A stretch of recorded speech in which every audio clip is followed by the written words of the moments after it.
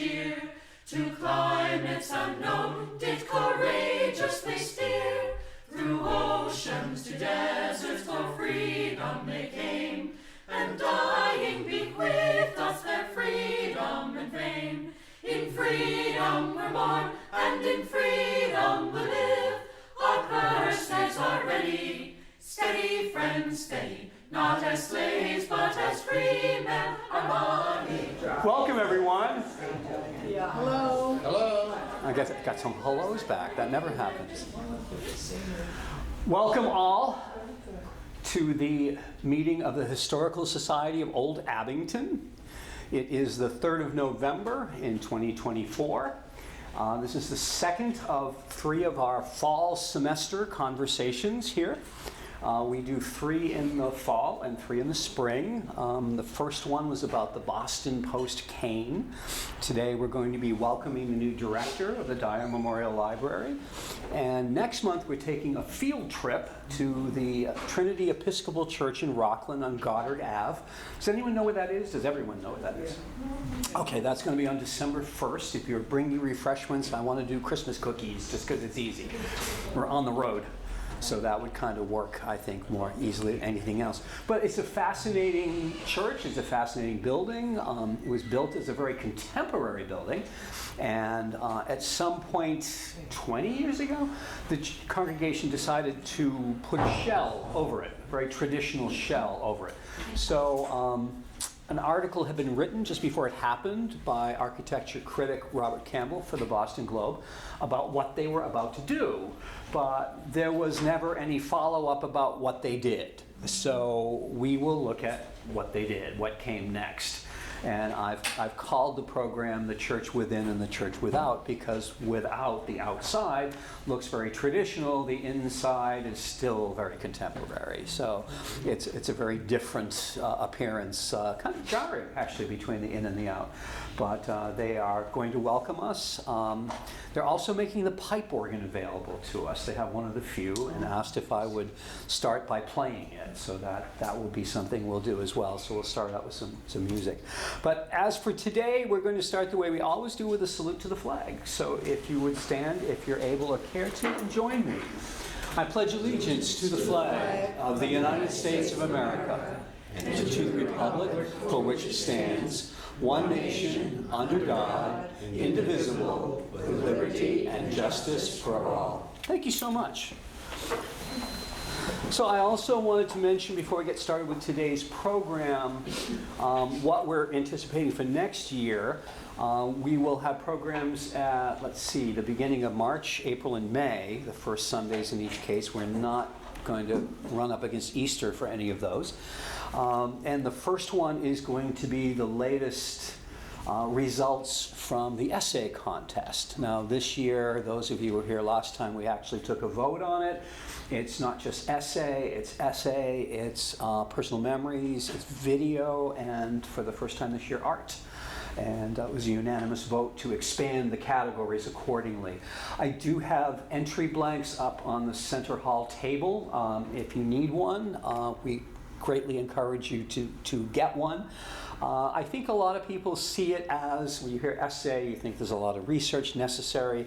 I like to point out to people that one of the winners earlier this year, Dot Taylor, wrote a marvelous piece that is very valuable to us about her recollections starting school as a first grader, I guess, at the Market Street School in Rockland. Now that sent us scrambling for our books, because most of us didn't know there was a Market Street School in Rockland. And her memories were just amazing, but it really didn't take a lot of research, because it was her life, it's what she remembered. But valuable to us because the experience of starting first grade in the 1930s in a Rockland school building that no longer exists, where else would you learn about that? Where else would you gain that knowledge? So we now have that knowledge here. She shared it with us. I think she's got another one up her sleeve, so to speak. Last time we spoke, she had another one she was interested in writing.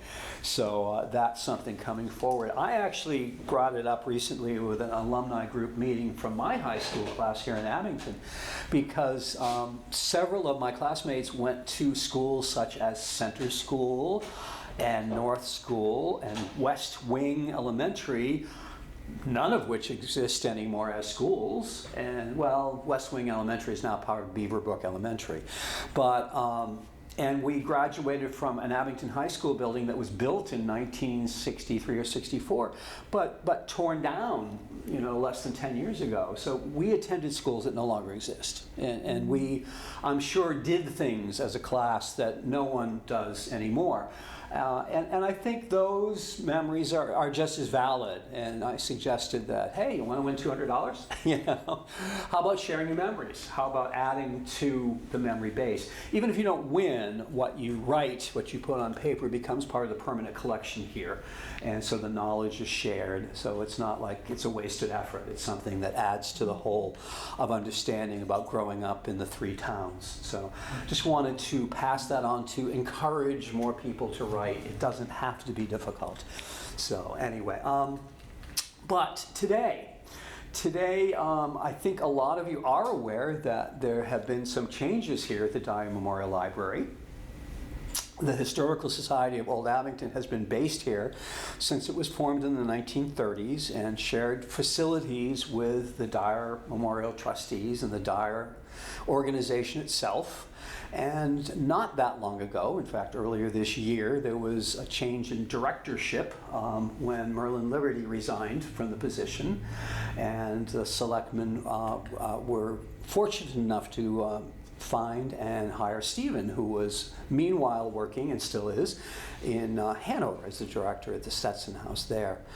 So at this time, I'd like to welcome forward Stephen to join us, and we're going to grill him. No, we're not.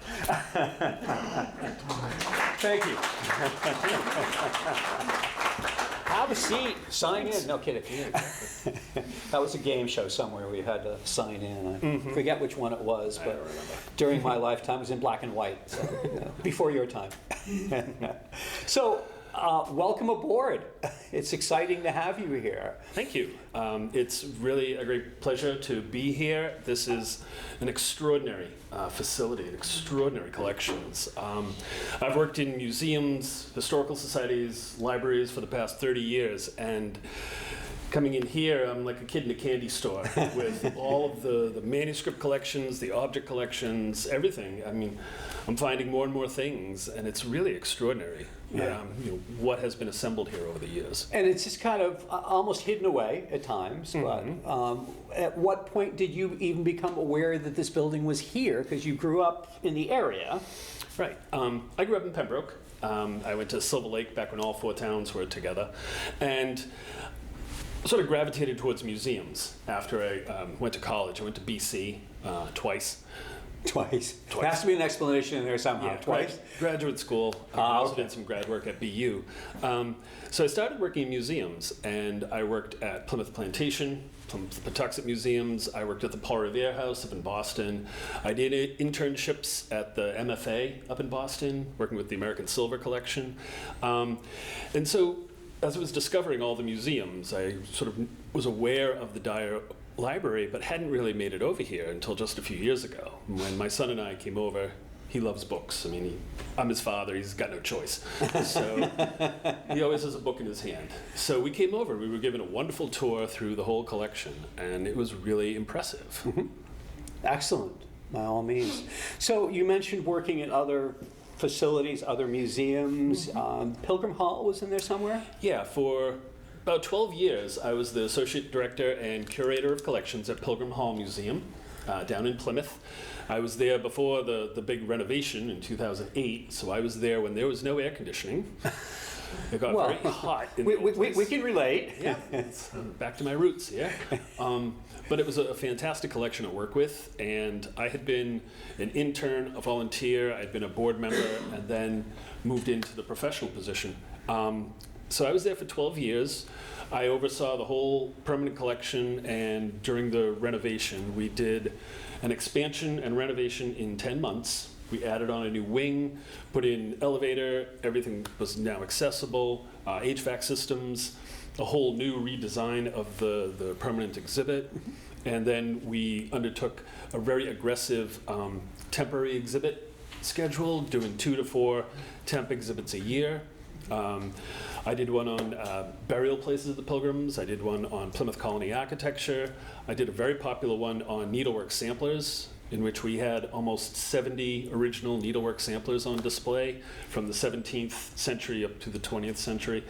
And it was a lot of fun. It gave me a crash course in all the different varieties of material culture, of the objects and the documents we had in the collection.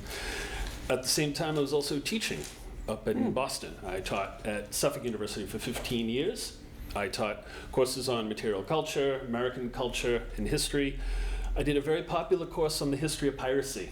The students wanted to actually be there, so it was a lot of fun. You know, they really got into the class, and we had a great time. Did you have to get into character for that? I only dressed up once, because our class meeting was on Halloween, so. That would do it, yeah. Yeah. I promised my students if I dressed up, I wouldn't give them a midterm exam or something like that, so. But it was a lot of fun, and working right downtown Boston, teaching downtown Boston, you know, we could walk out the door and we were going to all the different sites around the city, and it was a lot of fun. So it also gave me a good sort of background for whether I want to go back to teaching someday, or you know, the public lecturing and everything like that. Sure. Now you've also done cemetery tours. Do I have that right? That's kind of how I got into all this. I think it was about 31 years ago, maybe a little longer. I led my first tour of Burial Hill down in Plymouth for the public library, and it was like a week before Halloween, and I must have had 100 people. And so ever since, I've led tours of Burial Hill in Plymouth, Duxbury's older burying ground, Halifax, Plimpton, Pembroke, Marshfield, Norwell, Hanover especially. Next Saturday, if you're not doing anything, join me at the Little Union Cemetery in Assinippie at 1 p.m. That's the one across from Jacob's Pond, which is a beautiful little cemetery that people just sort of drive past and never really get the chance to investigate.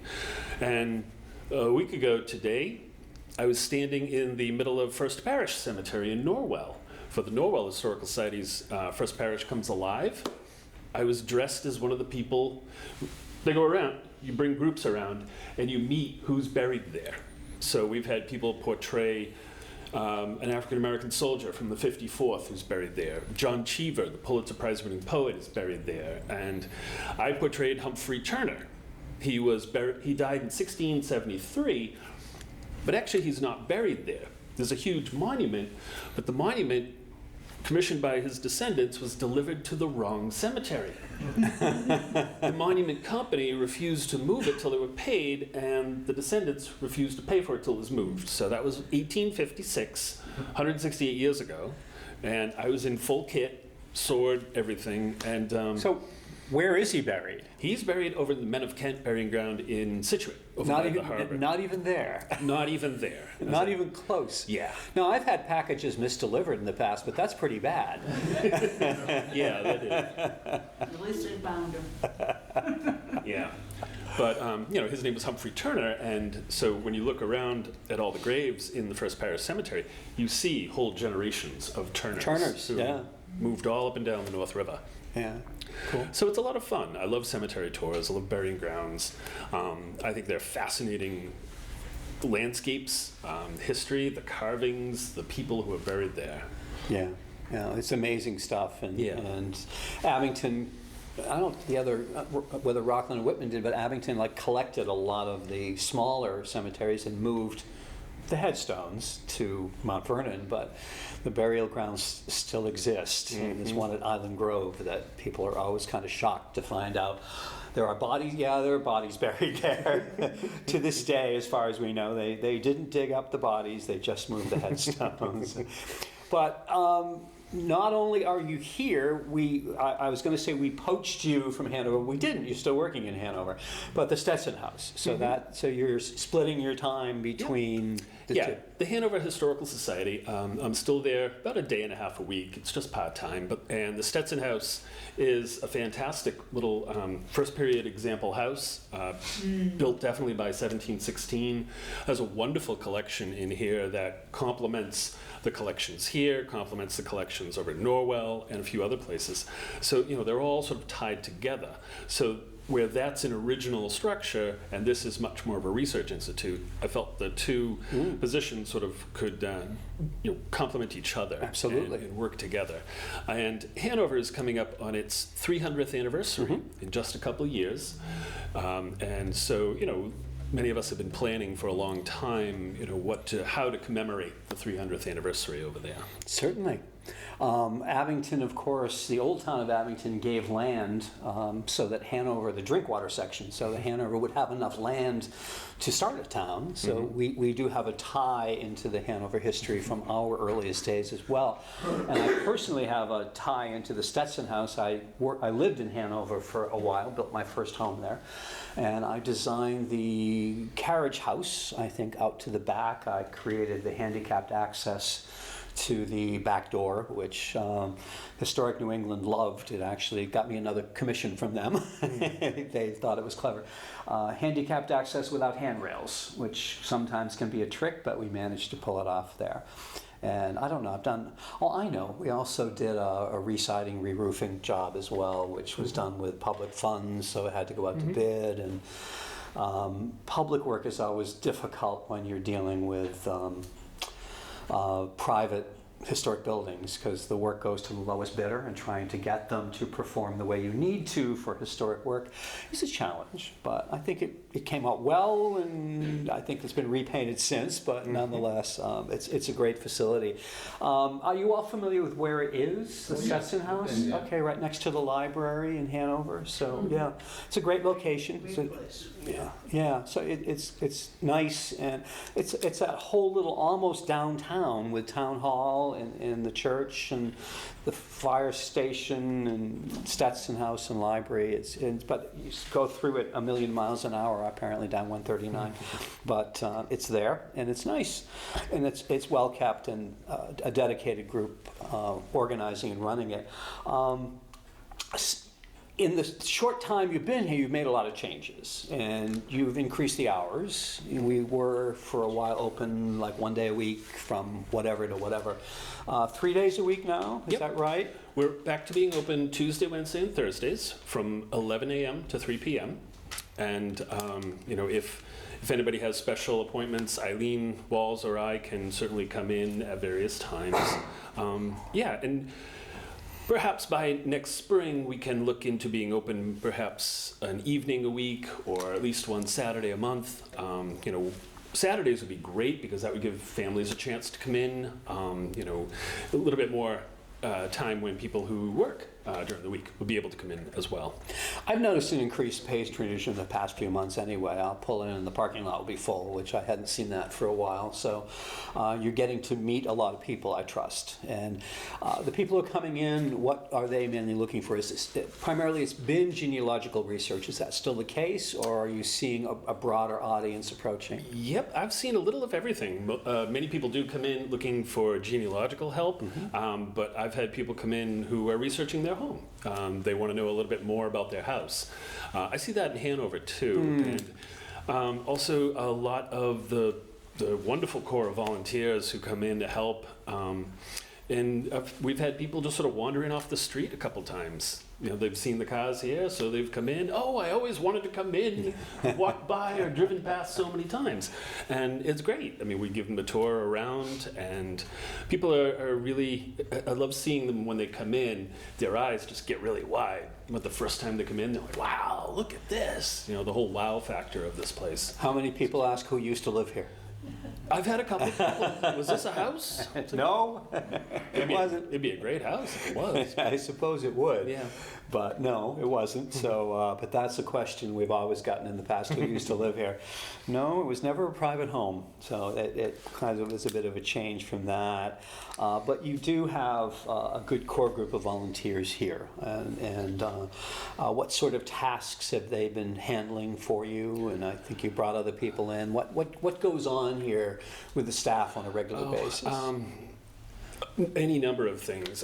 Eileen Walls is the great reference librarian because she knows everybody in town. She knows everything about this place and knows everything. So she's perfect. The volunteers who come in have been specializing on some of the military records, the genealogy records. We've been getting several requests, from people remotely. We've also had a few other volunteers look at specific collections, help with sort of the processing of the collections.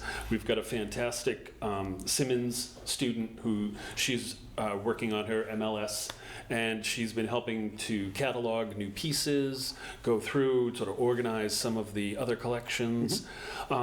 It's all very exciting, and there's so much here. I think any volunteer who comes in is like, wow, this is great. Look at all the stuff we can play with. Truly. And amidst all of this, of course, you're dealing with roof work at the same time. So you have construction going on at the same time, which can be a little disruptive. But can you explain what's going on with that project? I believe it's a town CPC funded effort. And what have they been doing? Well, we were having some leak issues up in the attic. So we wanted to get this done as soon as possible, and we found a roofer, and for the past about 2 weeks, they have been here every day, working methodically, going along the roof. Everything is being replaced up there with the different materials. I don't know too many of the specifics, but we're looking at this being done probably within the next couple of weeks. Good. So then we can get back up into the artifact storage upstairs in the attic and get moving on to those projects. Perfect. I had understood early on that you were great at grant writing, and I understand you've been kept busy with that too. What's in the works? What's being applied for? What sort of changes might come as a result of those efforts? I just submitted a CPC request for upgrading some of the electrical systems here. We're still on fuses, by the way, so it's maybe time we got the circuit breakers. It's needed. Working with a couple of volunteers and a few other contractors, and hopefully that will be. My understanding is we submitted a request for eligibility, and then if that's approved, we can then submit a full request, which will cover costs as well as labor and materials. I submitted a grant to the Society of the Cincinnati, the Massachusetts Society of the Cincinnati. I don't even know what that is. They are a group that was founded by the officers of Washington's Army right after the American Revolution. Okay. So it passes down from one person. So they are the direct descendants of those officers of the Continental Army, and they support a lot of education programs. So last year I was successful in getting a very nice grant from them for Hanover to do some Hanover the Revolutionary War talk, a cemetery tour, and some programs for the third grades. So I wrote a grant for here. What I would like to do is create an exhibit in the other room, the Sam Dyer room, about Old Abington in the Revolution, using a lot of the pieces we have in our collection, the books, the documents, and also telling some good stories. So I have an idea that I'd love to have like a little Saturday morning symposium, get 4 or 5 scholars to deliver lectures about their research, and then have an opening reception for the exhibit. That's the theory right now. We'll see if the grant comes in. But next year, of course, is the 250th anniversary of the start of the Revolution. And so it's a very important time, and it's important to tell the stories of, who was here in Abington during the Revolution? Well, how did it affect them? So that's what I would really love to do with that grant. Of course, we did have a book by the late Martha Campbell, Abington and the Revolution and the other early wars. So we have an interest in that goes back. I think that came out in time for the bicentennial. Does that sound right? If you're familiar with the book. Anyway, but so there's a lot of material here, so you have a good foundation to work on. It's sort of actually returning to my roots, because I was 5 years old when the bicentennial happened, and my parents took me to everything. I can remember going along the Freedom Trail, visiting the Paul Revere House. I was 5, so It just affected me, all that Revolutionary War, the bicentennial.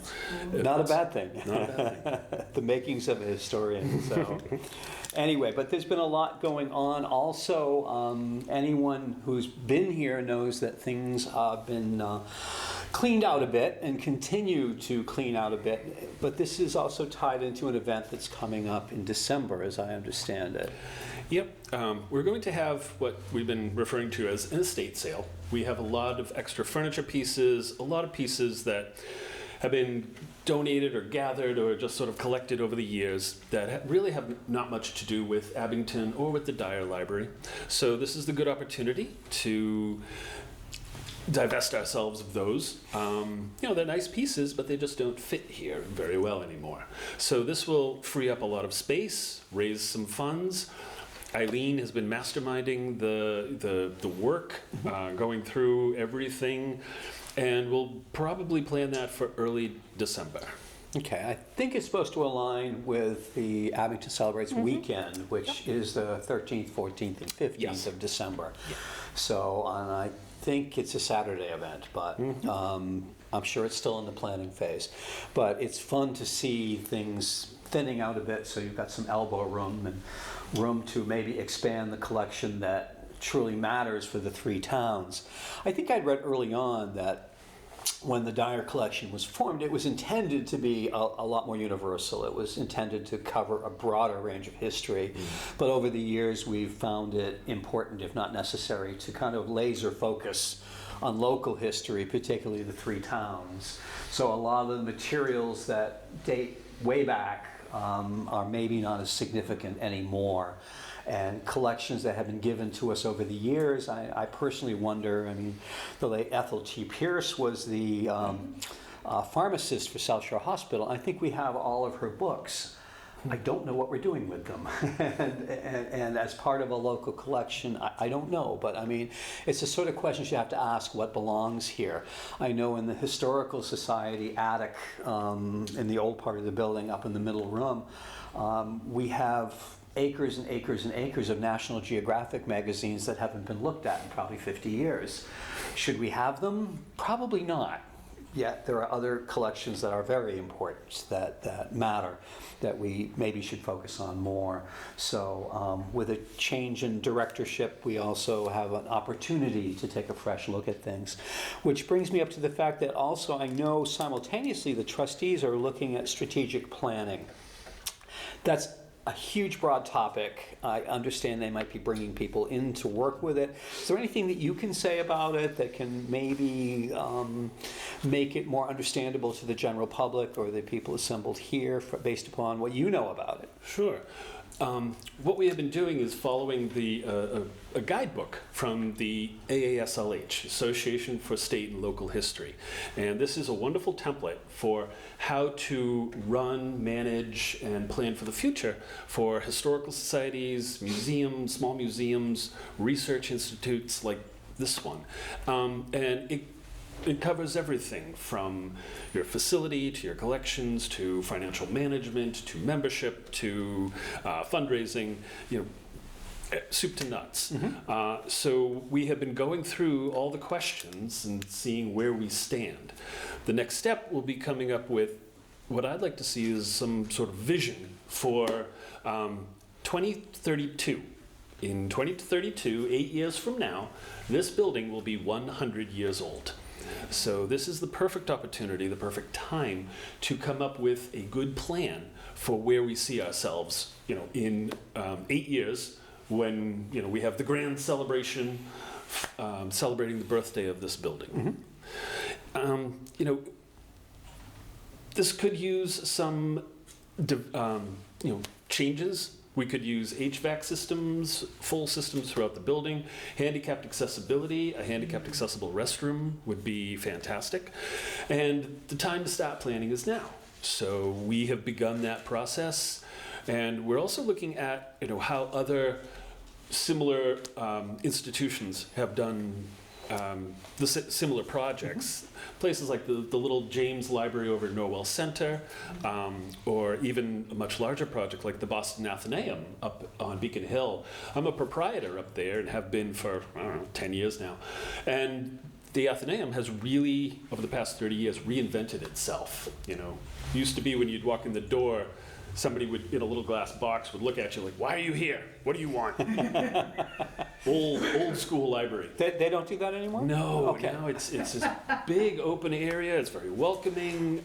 You know, they've gone through 2 major capital campaigns within the past since 2000, and you know, there's areas where there are chessboards and board games. There's places for talks. There's places for gathering, you know, for scholars to sort of share the work that they're working on. There's still the wonderful stacks, but it's really sort of reinvented itself as a bit of a community area and reached out. And with great success, the membership has skyrocketed in the past few years. Sure. And you know, the Boston Public Library, similar. I mean, I can remember going there, you know, late 80s, early 90s when I was in college, and I mean, it was scary, it was dark, you get lost in the old section, the new section was bland. Now Well put. now there's galleries, there's the maps, the Leventhal Map Center, there's a cafe. You can get married in the courtyard. You can get married in the courtyard. There's even the TV studio for PBS, right. And you can sit there and grab food and watch a film. You watch a show being taped. It's very engaging. They want people to come in and to feel welcome. So, you know, that's what I'd like to see for here. How can we transform this building, get a lot more people coming back in, a lot of people who, you know, don't know about us, particularly if you've only moved to town recently and you're not from southeastern Massachusetts, you probably have never heard of this. You drive past and you're like, what is that building? So it'd be a great way to reach out to the community, to have more different events in here, you know, historical society events, fundraising events, parties, concerts, talks, a lot more author talks. There's a lot of possibilities. Class reunion parties. Class reunion parties. You do that very well out the side yard. We use the east lawn. But that just begins to bring up the whole topic of visibility. Now, the Historical Society, as I think everyone here knows, made a big, bold step and took a sign that had been in the side yard where no one knew where it was, and got permission from the trustees and the town to remount that sign in the front of the building next to the stairs. We've gotten so many comments on it that people are noticing it now, partly because it wasn't there before and partly because no one could see it where it was.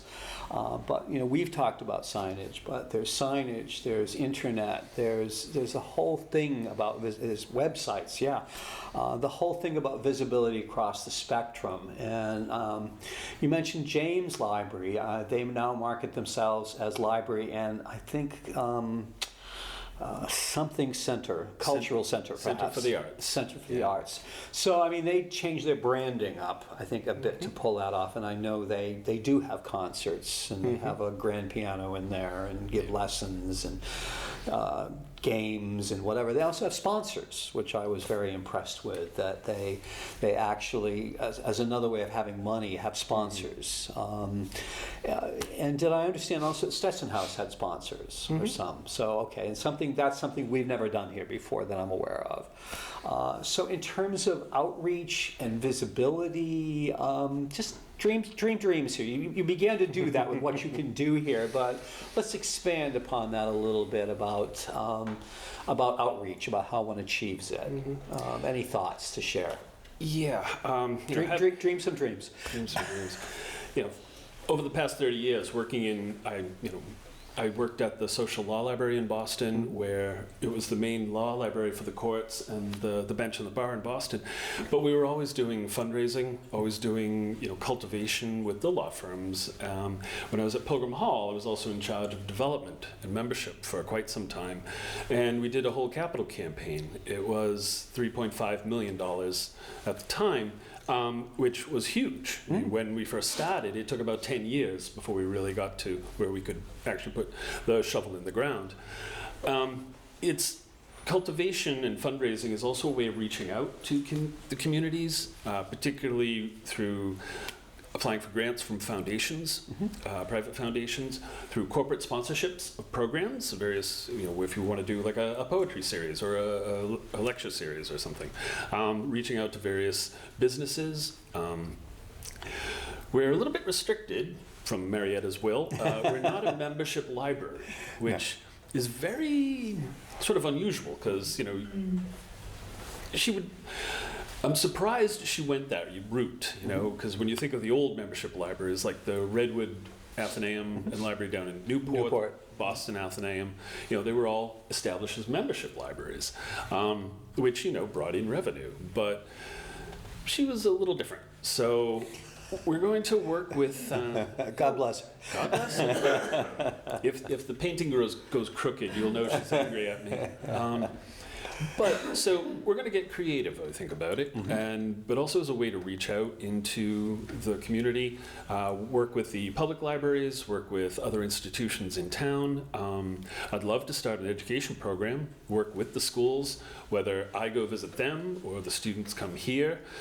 Which they used to do. Yeah, the other Friday morning, I was over talking to the third graders at the Vinyl Elementary School in Norwell, and it was a lot of fun. And we have a great program over in Hanover with the third graders.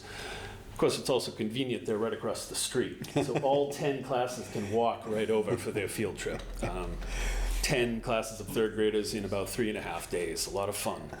And you made it through. Make it through. But third grade is a wonderful time because they'll just pepper me with questions. Oh, no, wait. How old is your son? He is 13. There we go. So he's Okay. You have some experience in this. We'll talk about junior high and high school a little later.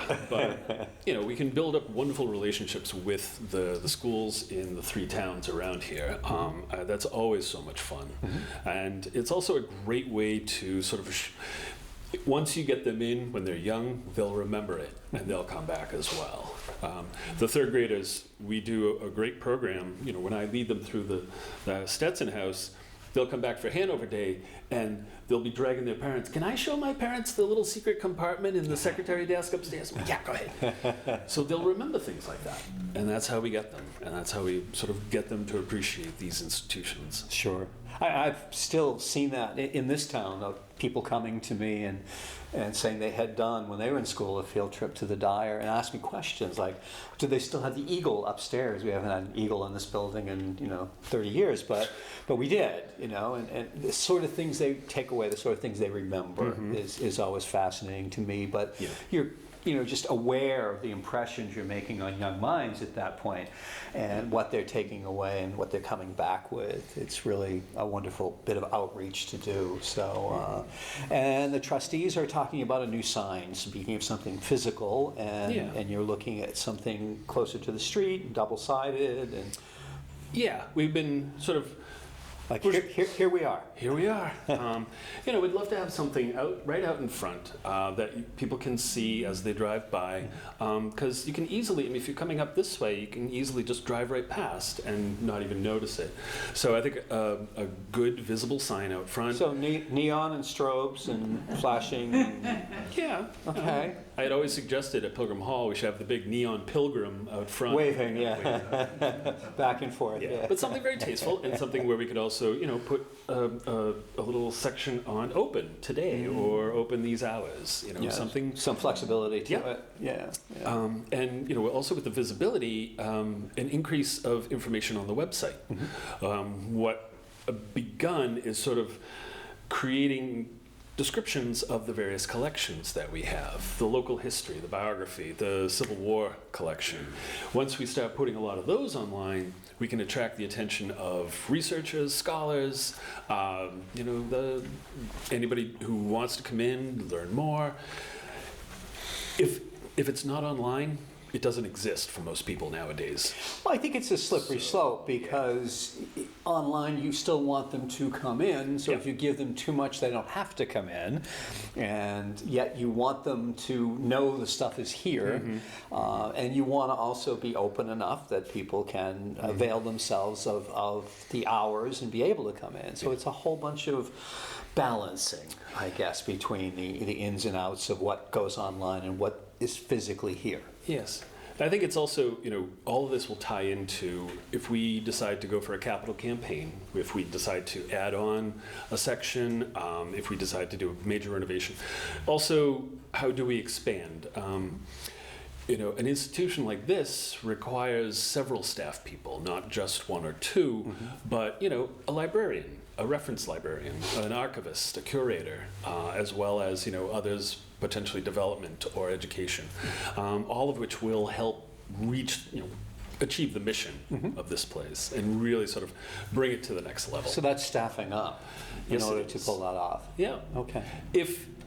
I'm thinking, 8 years down the road, a capital campaign would be one way to do that. So, Okay. or named positions through particular foundations or Sponsorships. grants. Yeah. Yep. Yeah. And there's grant applications can be tough, but I've done enough of them and I know enough that we're going to keep going after them. Okay. That sounds like a plan. The money's got to come from somewhere. And if it's out there and you can find it, then that's, I think, the first steps to doing it. Cool. We also have an interesting symbiotic relationship in that the Historical Society of Old Abington was founded shortly after the institution was founded, the Dyer. And in her will, again, we'll give credit to, she designated that if there were to be a historic society formed, they should be, shall be, whatever, here. And that started in the late 1930s and has carried on ever since. So we are a part of something that started back then. The collections are separate, but not. And moving forward, that's difficult to do, but I think we're going to do it, and I think computers help with that in terms of how, if you can go to one computer and look up something, and it doesn't matter whether it's in the Dyer collection or the HSOA collection, it's here. Yet at the same time, the ownership of documents is still held differently. I've noticed lately we seem to have, and it's just the way things have evolved, we have more of a different focus.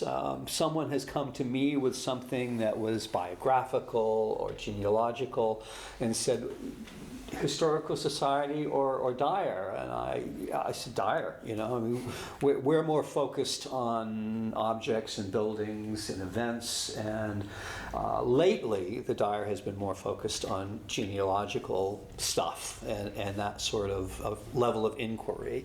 I don't know that that's something that is rigid going forward, but it's something that I think we will constantly be having discussions about how the collections work together and overlap.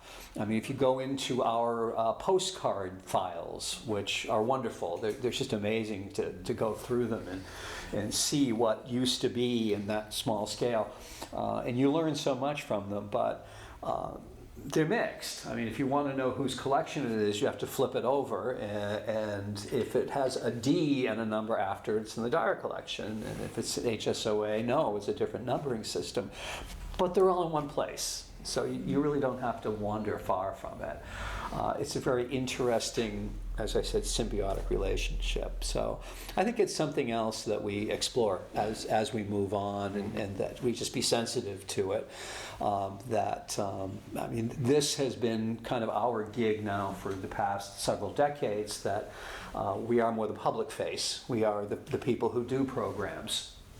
And so far, the Dyer has been more operating in the background as a library and as a museum, and unfortunately less as a museum lately. And I think from what I'm hearing you say, that's something that we can turn around, that it can become a museum that welcomes the public in, instead of says, yeah, okay, you can give yourself your self-guided tour, you need to make an appointment, and we have no time for you.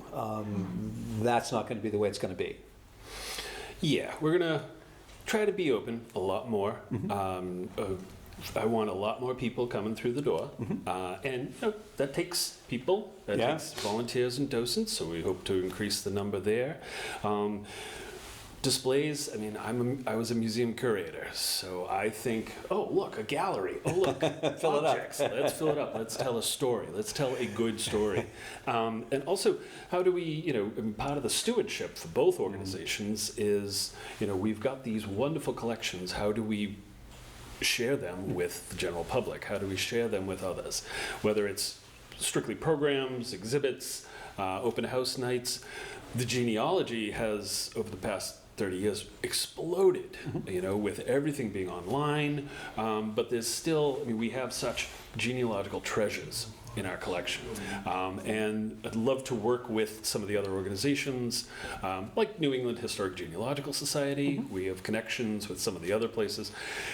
The genealogy is a great way to get people in. So there's all these possibilities. And even just to see the building itself. This, you know, when I first came in, I'm like, wow, it's a cross between Colonial Williamsburg and Newport. You know? I've never heard it described that way before. That's actually pretty good. Here in southeastern Mass, you know, it's really amazing. We were designed by a Hanover architect too, of course, so that kind of plays into it. Recently, someone had pointed out Castle in the Clouds up in Moultonborough, New Hampshire. I said, well, that's the same architect who did Dyer Memorial Library. The connections are kind of funny across those lines. So I want to put a couple of people in the audience on the spot, and it won't be too bad, but we have a couple of guests here today. Marilyn Weber's here today, and she's a member of the Board of Trustees.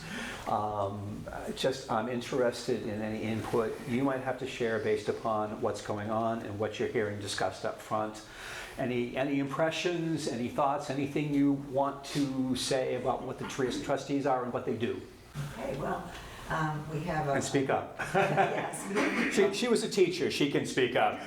We have a board of trustees that are very easy to work with, and as you had said, we are working on the strategic plan right now. We're in the beginning stages of it, and we're going through the booklet to see each meeting that we have, which they're monthly. We go through a couple of sections of that and give our impressions on where are we in this stage of this particular unit, or and we'll just say, yeah, we're on the lowest stage on that, or, you know, we're not that bad. We're actually somewhere in the middle, or we're gaining towards the top. So we're keeping note of those things, and then as we finish up doing our part together with that, my understanding is we will have somebody who's more of a professional strategic planner that will help us put everything together so that we can come up with a mission, a vision, and all of that for the diet. So you're kind of at a self-examination stage, Exactly. which when you do that, you meet with someone who can take that material and work with it. Yes. Interesting. That's correct. And you're one of the newer members of the Board of Trustees. Did you know what you were getting into? I didn't really. I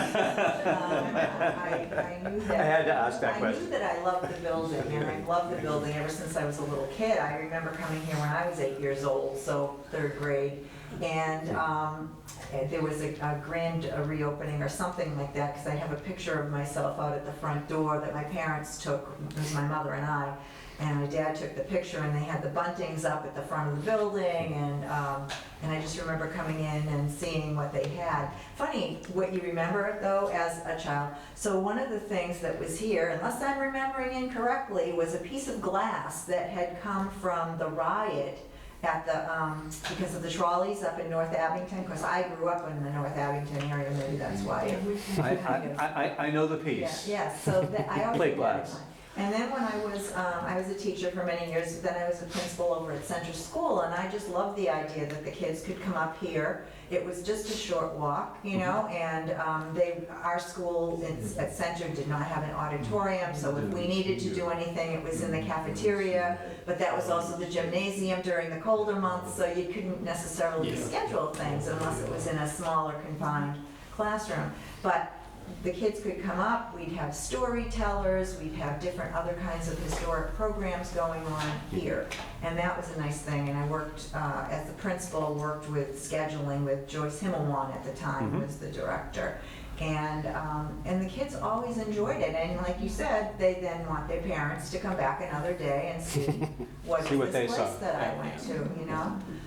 So I'm thrilled that there will be more educational value, and when I got involved, that was one of the things that was a little bit of a pet project for me, was hoping to gain more access for the schools and the students. Perfect. I think it's a goal we'd all like to see.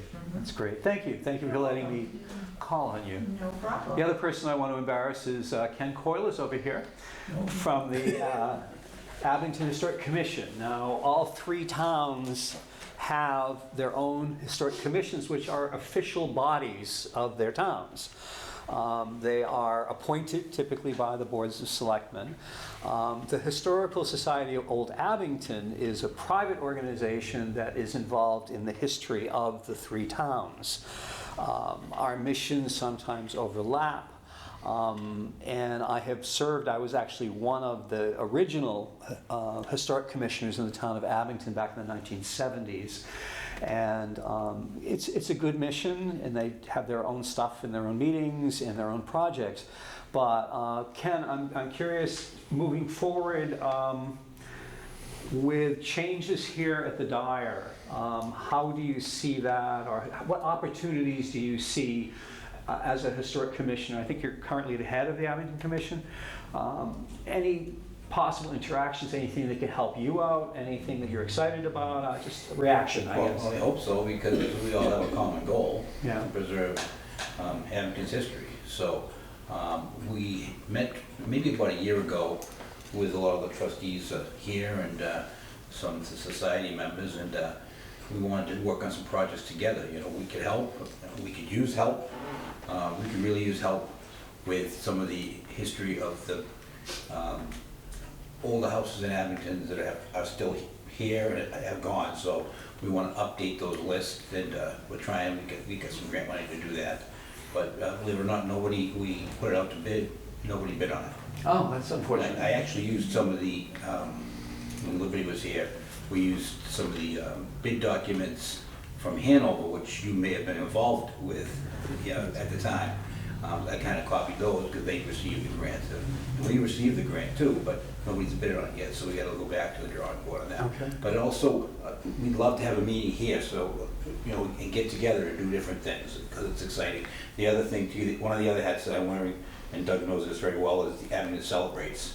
And 3 weekends a year, we've really tried to rope in the Dyer and the society. It's been working out great, and I think the last one was the most attended. A lot of people came through the doors here, and one on the cemetery tour they had to grow. We will continue to do that. Cool. Ken's talking about something that's very popular in the town, certainly Abington's dates back to the 1970s, the historic inventory of the town. That was something that was done, a lot of historic commissions actually started with that as their goal, is to establish and create the historic inventory. And the state has compiled all of them into their MACRIS site. Massachusetts is something, historic resources in there somewhere. I forget the letters, but one can go online and plug in MACRIS and see what they have on file for the towns. But what hasn't happened in most cases is they haven't been updated. And there are buildings in there that no longer exist. There are buildings that have been altered to the point of whatever. But there's a constant need to do it, and a lot of towns, including Abington, are playing catch up now. Because we're volunteers. Yeah. We have no funds to do it. It's Right. tough. Before, Martha Campbell did the bulk of the work, and you Oh, were yeah? involved. I was involved in it too, yeah. And she was a historian, and she had time to do it. But, Right. Yeah, it's tougher to man that sort of thing. But anyway, an ongoing effort. But it's another interface where that's kind of in their camp, and their category is historic inventory. But people come in here all the time looking for information about their houses. So there's a cross-pollination going here that is critical, and I think needs to continue, and I think needs to be strengthened. The way they can work together, the way that, if they're not finding people to hire to update the inventory, how do we help them find someone? So another task for our lists. Anyway, I've just jumped in and been asking questions. How about you guys? What sort of questions might there be in the audience, or have we been clever enough to answer everything you were thinking about? Mr. Croto. Is pretty much everything in here now accessible to the public?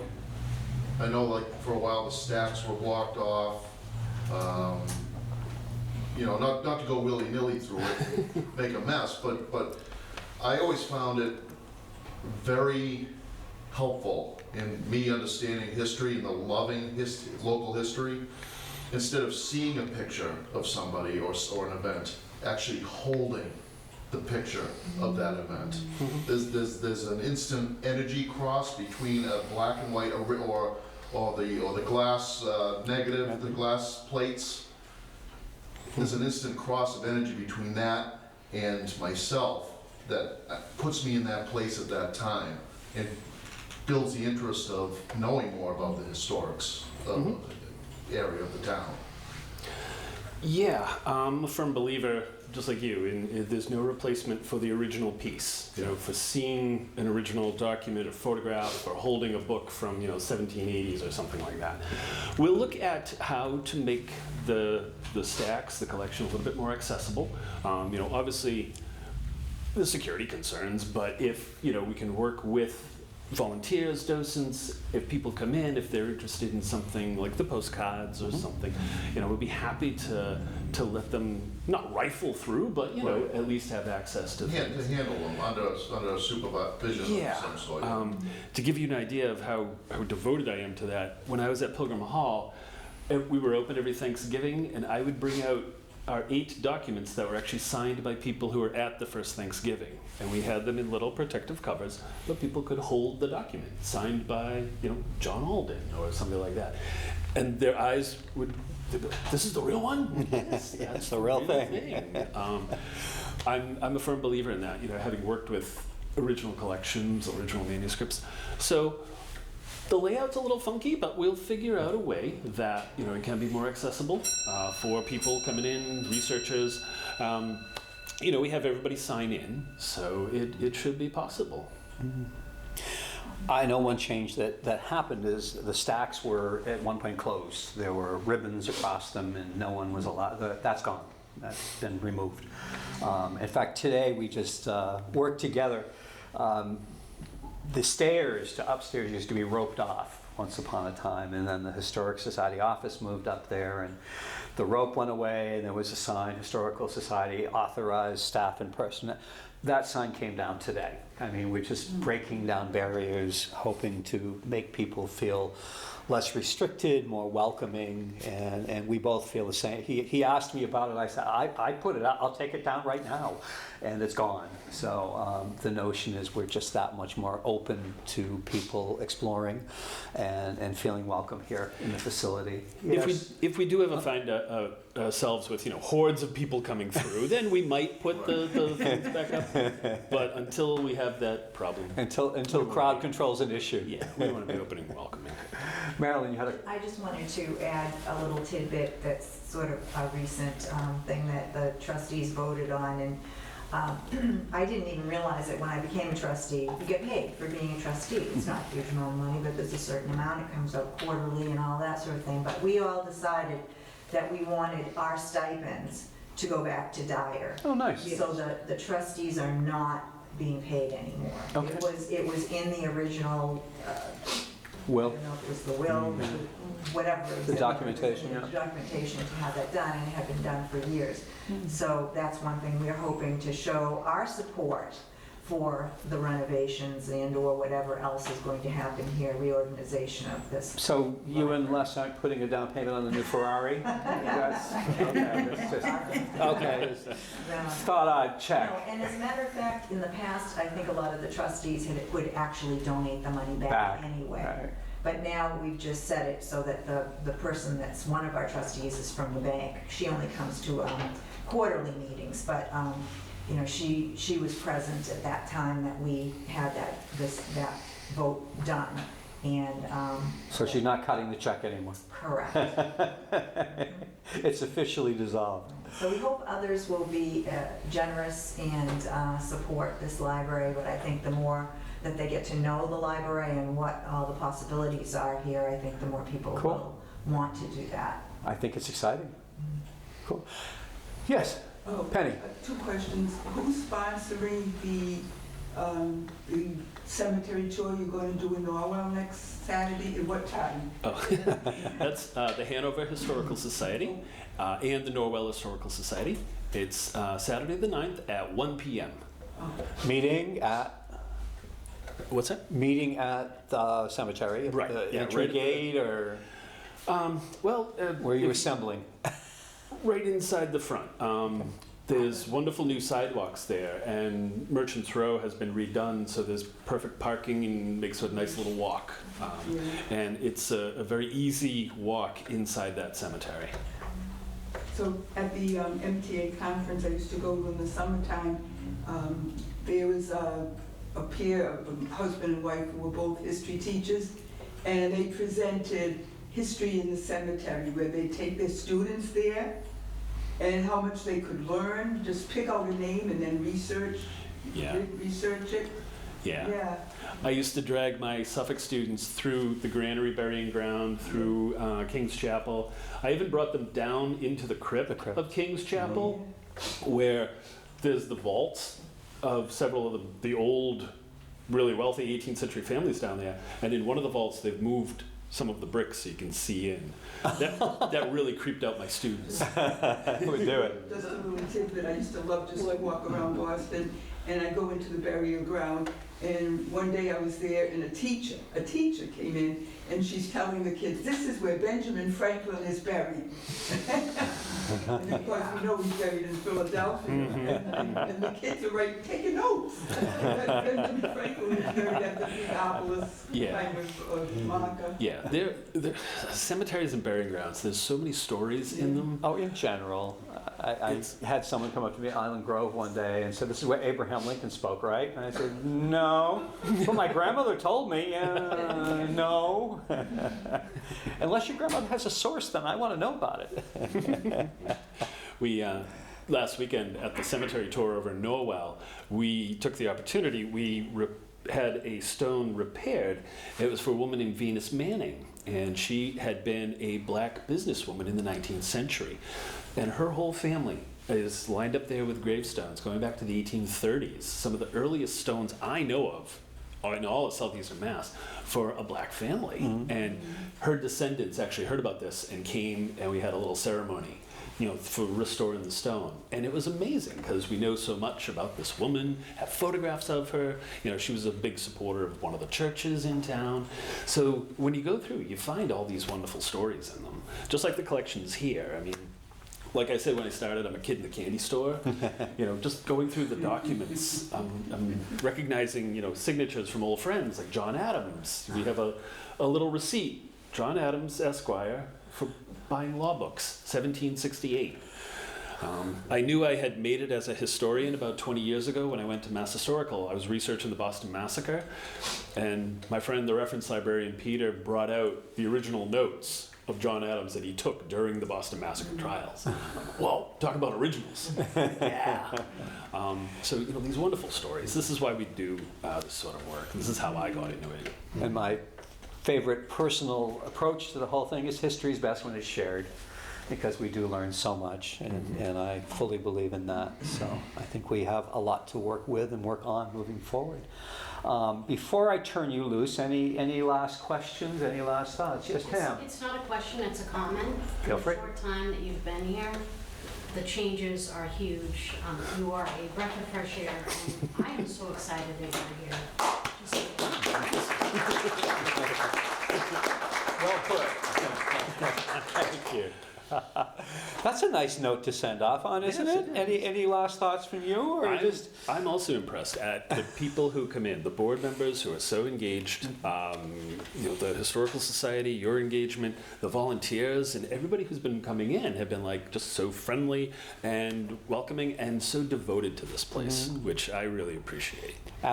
One of Abington's biggest volunteers, Dan Howland, was in this week and installed some new lighting fixtures directly above us, in the room above us, and fixed some short circuits in the table lights in the back room. And he just comes in and does it, and knows it needs doing and comes in, which is just the nature of what he does. But an old friend who I brought on board ages ago, who's still very active, and we're going to maybe lose him because he's building a house in Vermont, but we're trying to, I'm not trying to slow him down, but at the same time, we don't want to lose him.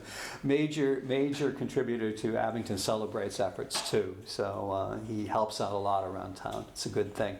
So we thrive on our volunteers. So if you ever get the itch to jump in and do something, there's probably a lot to be done. Always more. Absolutely.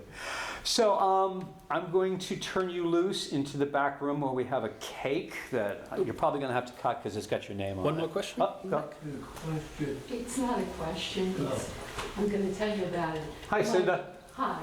Rudy's father worked for 50 years, more than 50 years at the Library of Congress, and he was a division chief, but 5 of the grandchildren of his went down to the Library of Congress last month, and they were allowed to go through his papers and video. Oh, wow. He, at the end of his life, they donated his papers, Sure. and so Rudy and I are going next Thursday to the Library of Congress. That's exciting. Yeah, it was quite, Travel safely. oh, we will. But anyway, that's where he worked. We want to hear about it And when he you get back. married- His mother was a librarian in New York City, the children's library. Oh, So wow. library's been in our And we life a both lot. worked at the Carnegie Library. Cool. That's exciting. Yeah, so we're gonna look at the papers too, but my grandchildren said there was a problem. He wrote in Arabic a little bit. What? So- There's a story there by itself. Okay. Or it just looked like Arabic, one or the No, other. it was. Well, anyway, That's funny. I definitely want to hear that story when you come back. Anyway, so there are refreshments in the back room. And if you have other questions for Stephen, he's going to be hanging out here a bit. And as I said, cutting the cake. I hope that's your next assignment. You have to Okay. cut. There's a knife out there and everything. All Just right. be careful. And anyway, our next meeting is December 1st on Goddard Avenue in Rockland at the Episcopal Church at 2 o'clock. We'll start out with some music, we'll have a look at the building, we'll hear some history and hear some thoughts about the congregation, about how things turned out after they built a church around their church. That will end our anniversary year program for Rockland, and the Whitman anniversary year kicks off next year. Rockland broke away first and then Whitman. And that one will start, I believe, in April, the first Sunday in April. We're still talking with Whitman about it, we may be actually doing it at Whitman Town Hall. And it will be a two-parter, much as we did with Rockland. The first will be what led up to the town breaking away, and the second is, and then what? And of course, big change there that Rockland didn't do initially. South Abington, Whitman incorporated as South Abington and then later changed their name. And they built a big, impressive town hall, and they took a very different tack from what Rockland did. So it's going to, as much as it's similar and only happened a year apart, it's very different. So we'll have a chance to talk with Whitman. We've been in touch with Molly Schnabel over there, who we knew first from Rockland, and now in Whitman, and I think she's going to be our kind of guest coordinator for all of those efforts. So I'm excited about that. So that's our preview for next year, but we'll end Rockland in Rockland at a church in Rockland with a fascinating history. So I thank you all here. I thank you all on cable at home, and hope to see you back here soon. Thank you. And thank you. Well done. I hope that was